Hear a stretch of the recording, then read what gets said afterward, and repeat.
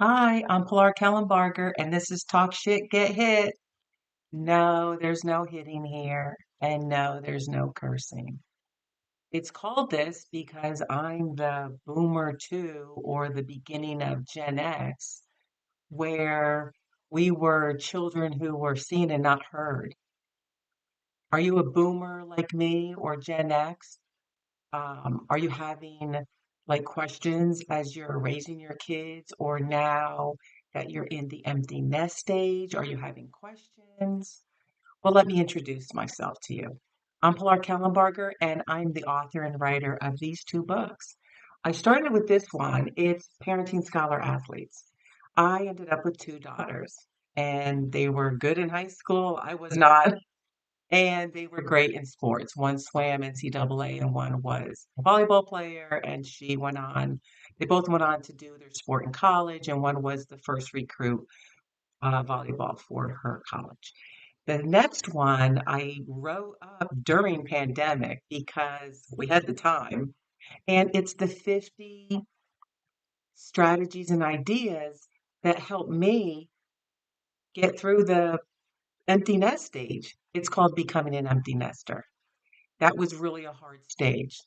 So why I wrote these books was to share and help other moms, like how to raise your kids who are young athletes and the different things, how to be coachable, how to do it as parents, how to deal with these things, and then how to maneuver through the empty nest stage. It's really hard sometimes, and I'm just sharing the things that help me. So while I was raising my kids, I wanted to do things differently. I didn't want to do things the way when I was brought up.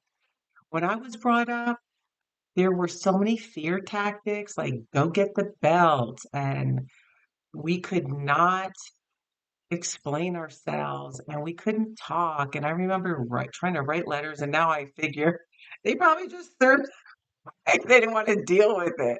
So I ended up taking care of those things and not letting them advance into my children. And I made sure to do everything different. I was lucky enough to have moved into a really great neighborhood where I met my best BFF, and she became auntie to my kids. And we've had a relationship for 50 years. And about, I think 15 years ago, we started this program from Iyanla about forgiveness because we were having all of these emotions and things coming up. And then we started really looking into things like narcissism and just childhood trauma. Like, what was that really? It basically is the things that you go through as a kid, and they kind of hold you back. So I was lucky enough to have her. And so while I was doing all this, we were learning together. We were talking about the experiences that we went through as kids, some scary things, how, a loss in the family, how people in our families weren't talking about anything. And basically, they shape your lives as you grow up. So I remember carrying a lot of this with me into my marriage and raising kids, but I made sure, oh no, I was not going to raise my kids the same way. I mean, don't get me wrong. I made sure that there were discipline and um, things on how to motivate them. And it's in this book, Parenting Scholar Athletes. I use a lot of spiritual strategies to get through these things. And I also use their real life stories of adversity that they had to go to, from being hurt to feeling not good enough because of what they looked like.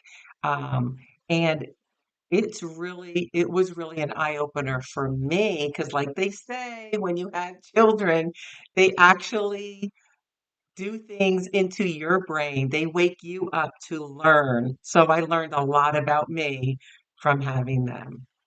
So most importantly, we realized that we weren't the problems, me and my friend, that it was the people that we were living with, and it was the society of how our parents, the boomers, were brought up because they were brought up really bad.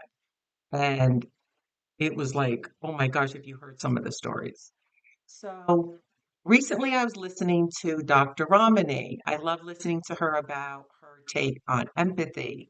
But she was talking about euphoric recall, which is a term that she uses where we only remember the good things of a relationship, like as a kid, as we were growing up.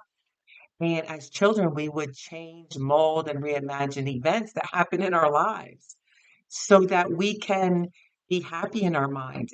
It was kind of a survival thing.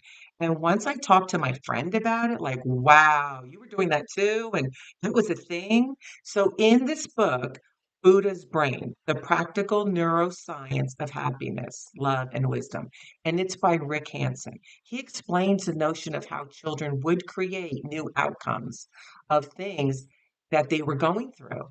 And as a kid, me and the auntie, we realized we did this a lot in our upbringing.